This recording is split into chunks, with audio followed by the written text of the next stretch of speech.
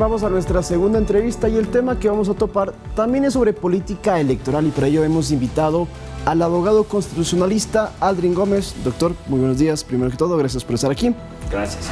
Bienvenido. Queremos primero aclarar un tema que se especula y se habla bastante y se malinterpreta y no queda claro en la población, y es si este actual periodo presidencial es de transición, es extraordinario o lo podríamos considerar como un periodo normal. Se habla muchísimo de eso para poder entender lo que se puede y lo que no se puede hacer. Entonces, primero aclaremos, ¿este es un periodo transicional? A ver, este es un periodo extraordinario, es un periodo de transición porque recordemos que el presidente Noboa lo que está haciendo es prácticamente concluir con el periodo del expresidente Lasso. Entonces, en esas condiciones y conforme lo ha dicho la Corte Constitucional, este no contaría como un primer periodo completo, digámoslo así, del presidente de la República. Entonces, es un periodo de transición. Es decir, que el presidente no está candidatizado, no se está lanzando una reelección, sino sería un primer periodo formal al que se va a presentar. Así es, conforme dijo la Corte Constitucional ya en el año 2010, es un precedente bastante viejo, digámoslo así, esta no es una reelección, este es un primer periodo. ¿Y por qué lo hizo? Y para eso tenemos que irnos un poco a la historia constitucional. A ver, esto viene desde el año de 1998. El artículo 100 de la Constitución de 1998 exigía de manera expresa que los candidatos que vayan a terciar por una reelección al mismo cargo debían acceder a una licencia, ¿no? Y esto era una obligación establecida en la Constitución. Con la Constitución del 2008 se elimina esta norma y naturalmente hoy en día usted tiene que la Constitución nada dice de una licencia. En el año 2012 se introduce una norma en el Código de la Democracia que determinaba que la licencia era potestativa. Por eso recordará usted que en ese entonces el expresidente Correa hizo una campaña siendo presidente, es decir, sin solicitar licencia. En el 2012 nadie dijo nada, ya existía la norma de si el presidente quiere, solicita o no licencia.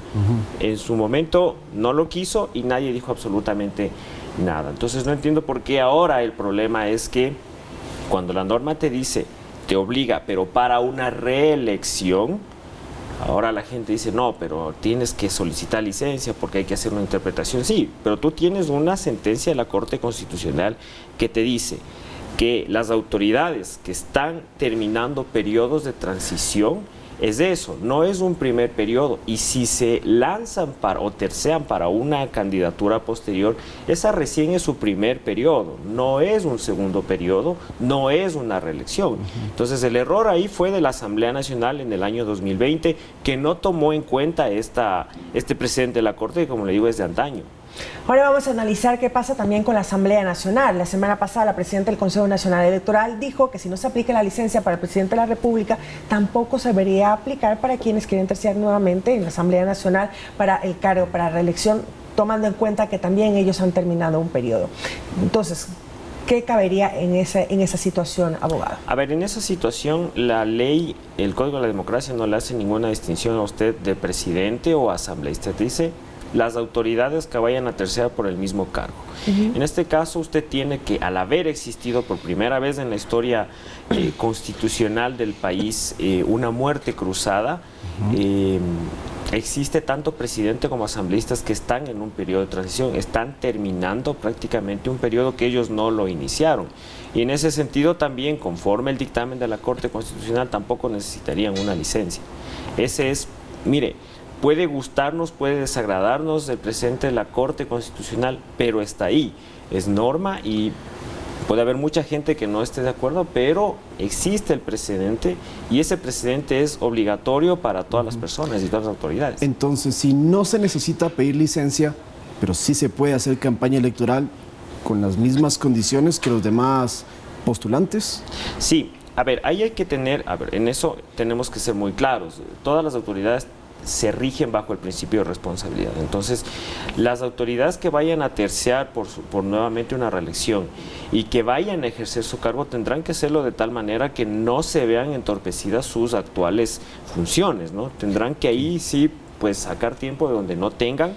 Es decir, si deciden no acceder a una licencia, no puede verse entorpecida tampoco su labor, su ejercicio en el cargo. Y en eso, como le digo, pues ya dependerá mucho de la habilidad de las autoridades. Pero entonces una autoridad sí podría decir, yo sí quiero la licencia porque me quiero dedicar 100% a la campaña. Puede ser, exactamente. Puede ser, yo quiero una licencia, me dedico 100% a la campaña y naturalmente en el cargo en este caso si es asambleísta, pues accederá el sustituto de la asamblea. Debe ser discrecional. Entonces yo digo, yo sí quiero hacer campaña, me retiro, se queda el suplente y yo sigo adelante.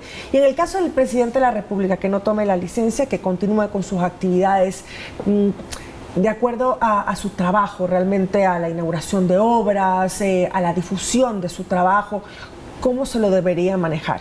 A ver, ahí el presidente de la República tiene que ser bastante inteligente para no caer en las prohibiciones que determina el Código de la Democracia también, y en eso sí hay que ser muy claros también. El Consejo Nacional Electoral tiene que estar también muy presente, fiscalizando también el ejercicio del presidente. Naturalmente, usted no le puede pedir al presidente que no inaugure obras, que no asista a obras, porque como bien dicen, lo que no se dice no existe, o sea, lo que no se da a conocer, eso no existe, y esa es una labor propia del presidente de la República. Pero claro, sí tiene que haber, digamos así, una intención, una buena fe por parte del presidente de la República al momento de ejercer su cargo y al momento de también realizar la campaña política. Pero presentar o lanzar una obra, ¿se considera campaña? No necesariamente, o sea, no necesariamente, porque como le digo, ese es prácticamente parte del ejercicio de la presidencia de la República. O sea, presentar una obra no es una campaña, más aún cuando ya la has venido anunciando desde la campaña, era parte de tu plan político. O sea, yo no lo veo en sí como una campaña política. Ahora, también se habló en su momento de una posibilidad de que el presidente solicitara licencias temporales, es decir, de 18 horas a 24 horas, estoy hablando en el horario del día, o muy temprano, qué sé yo, no durante las 24 horas del día, sino en ciertas franjas. ¿Eso se puede aplicar también o no era una posibilidad legalmente? A ver, es una posibilidad legal, pero yo creo que prácticamente eso no va a ser viable. Usted sabe que el presidente de la República no tiene horario. Claro. Un presidente no tiene horario, es así de simple. El presidente de la República es un funcionario es el primer funcionario del Estado y horario no tiene. Entonces, en ese sentido, tratar de dividir de esa manera se le va a complicar, no va a poder cumplir de esa manera los horarios de trabajo de 8 a 5 y de 5 a 8 hago campaña. Bien difícil. Sería más fácil si dice, esta semana me dedico a hacer campaña, este día me dedico a hacer campaña, o tratar de utilizar inteligentemente el tiempo. ¿En qué casos el presidente de la República y otros funcionarios estarían cayendo en una infracción?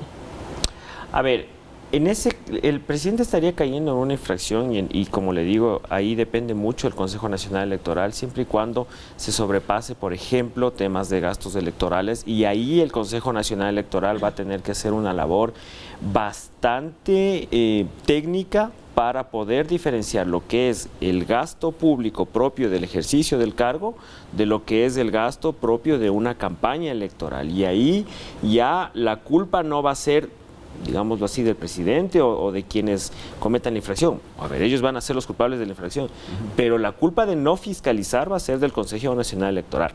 Entonces, el Consejo Nacional Electoral es el que tiene que darnos respuestas a nosotros de si en efecto el presidente no solicita la licencia, este gasto es propio del ejercicio del cargo y este gasto es propio de la campaña electoral. Porque el Consejo Nacional Electoral ha dicho que ellos no son los que van a determinar si se puede o no tomar licencia de parte del presidente y las demás autoridades.